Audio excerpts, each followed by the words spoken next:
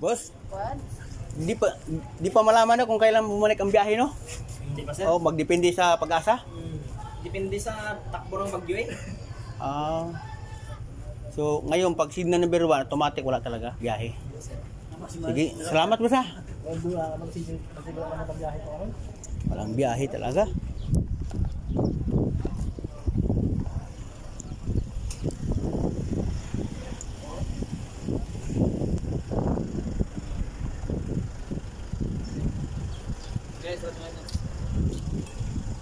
Ayaw din ang dawdag. Patay walang biyahe. Asang bagyo pa dong, Mga biyahe doon, walang biyahe. Kaya ang dami ng sasakyan. So hanap tayo ng maparkingan.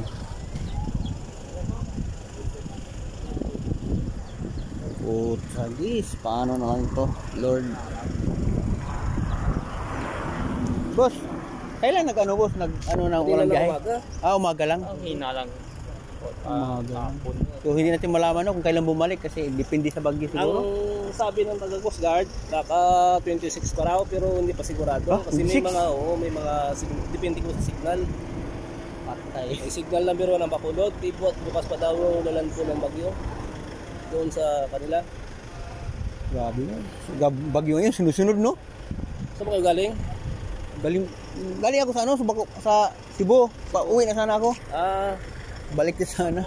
Sige, maghanap akong parking sa malayo. O sige, doon Kaya lang. medyo traffic. Ano dito? Tayo na lang, doon ka na lang mga galaw. Magantay sa sasakyan mo. O, doon na. Saan ba sasakyan mo? Ito? Yan. O, tanong ko sa ano. Wala na. Doon lang ako magparking sa malayo. Kaya medyo Doon sa may kulay. busy dito. Okay, salamat mo sa. Ako, Lord. Ito ang problema, Lord. Santi na naman tayo sa bagyo daw. Ano ba ito nangyari sa buhay ko, Lord? Bakit nung palagi na lang ako na ano ng bagyo eh? Ano na naman itong schedule ko ngayon? Magkamulitsing na naman to.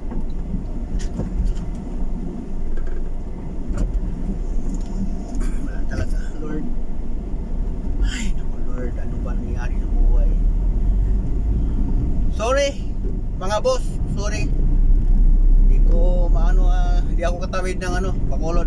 Bagyo daw, na number 1. Kaya pala ang ano dito, ang haba ng mga sasakyan dito. Taga maghanap tayo ng mapilahan kabehedor. So at least nag-inform ako doon sa ano, Coast Guard. Ay, buhay.